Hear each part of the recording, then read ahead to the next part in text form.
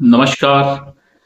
मैं डॉक्टर हेमंत शर्मा आज आपको ओरल थ्रश या कैंडिडियासिस के बारे में बताने जा रहा हूँ। ओरल थ्रश क्या होता है? जैसे कि वाइट टंग, आपकी जीभ रेड से वाइट हो जाए, दैट इज ओरल थ्रश।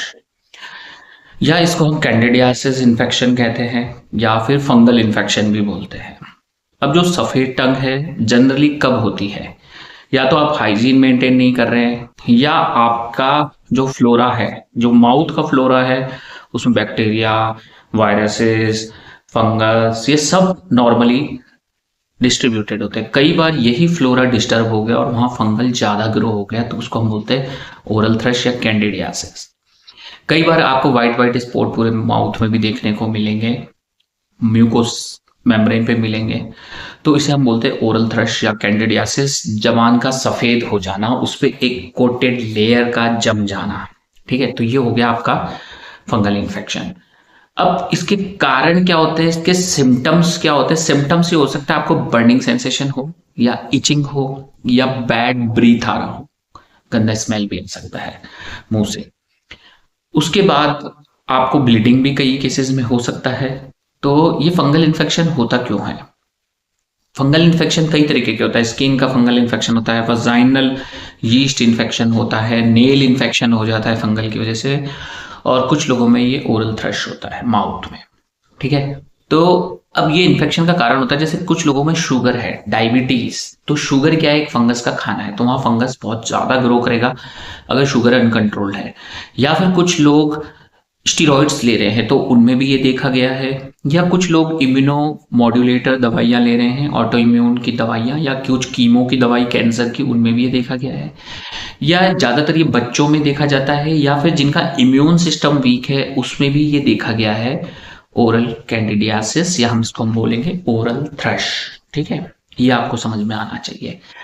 अब अगर ये हो गया तो क्या ये कई बार एंटीबायोटिक से भी हो जाता है? जैसे आपने एंटीबायोटिक ली खांसी जुकाम के लिए, किसी भी बीमारी के लिए, तो आपको ओरल थ्रश हो गया, तो उसमें अपने आप वो ठीक हो जाता है। उसमें ज़्यादा कुछ करने की जरूरत नहीं है। आप दही ले सकते हैं, प्रोबायोटिक्स ले सकते हैं, कुछ टाइम में ठीक हो जाता है। पर कुछ केसेस ऐसे होते हैं कि जिसमें ये फंगल इन्फेक्शन स्प्रेड हो गया, बढ़ गया, कि आपका जो फूड पाइप है, खाने की जो नली है, उसमें भी चला गया और वहां तक फैल रहा है, पूरे माउथ में फैल रहा है। तो उस केस में एंडोस्कोपी की जांच दूरबीन द्वारा की जाती है डायग्नोस करने के लिए। या फिर ओरल थ्रश है तो एक छोटा सा जो व्हाइट पैच है उसको आप हटाएंगे, स्क्रब करेंगे, और माइक्रोस्कोप के नीचे KOH माउंट में देखा जाता है, तो उसमें आपको ये आ जाएगा कि कैंडिडियासिस फंगल इन्फेक्शन आपको है, ओरल थ्रश है।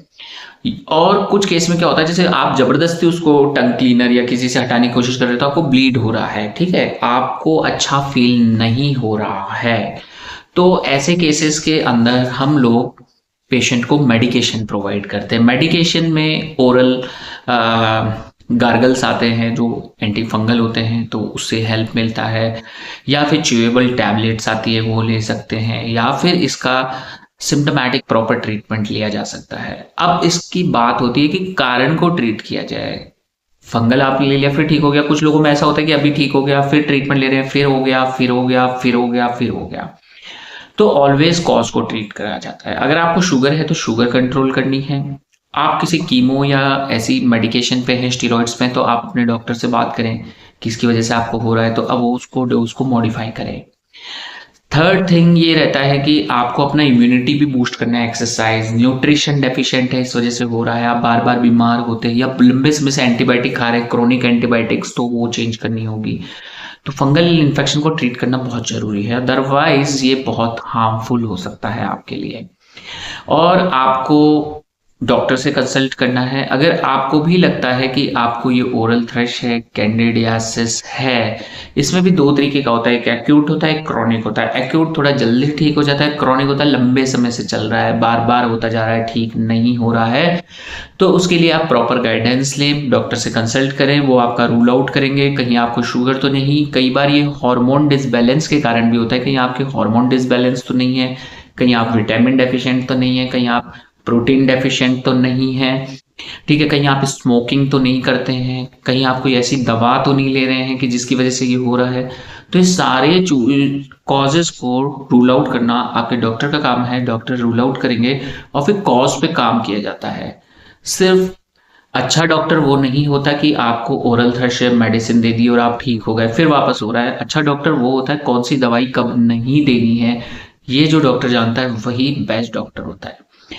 तो दवाई तो कोई भी दे देगा, पर दवाई का क्या साइड इफेक्ट है, क्या आपको इम्पैक्ट आएगा, तो वो सारी चीज़ें ध्यान में रखना बहुत ज़रूरी है। अगर आपको भी ओरल थ्रश है, वाइट पैचेस हैं माउथ में, या आपको खाना निगलने में दिक्कत है, मुंह से बैड स्मेल आ रही है, तो व्हाट्सअप नंबर मेरा इस वीडियो के डिस्क्रिप्शन में, वहाँ जाएं, मैसेज करें व्हाट्सअप पे, अपना अपॉइंटमेंट बुक करें। कृपया डायरेक्ट कॉल ना करें। वीडियो अच्छा लगता है तो लाइक जरूर करना है और चैनल पे नए हैं तो सब्सक्राइब करना ना भूलें। मैंने ऐसे ही मैक्सिमम टॉपिक्स के ऊपर, बीमारियों पे वीडियो बना रखे हैं। आप अपनी बीमारी का नाम डालें यूट्यूब पे और साथ में लिखें डॉक्टर हेमंत शर्मा, तो मेरा वीडियो आपको वहाँ जरूर मिलेगा। और अगर नहीं मिलता है तो आप मुझे कमेंट सेक्शन में जाएं, उस बीमारी का नाम लिखें, मैं उस बीमारी पे भी वीडियो जरूर बनाऊंगा। Thank you.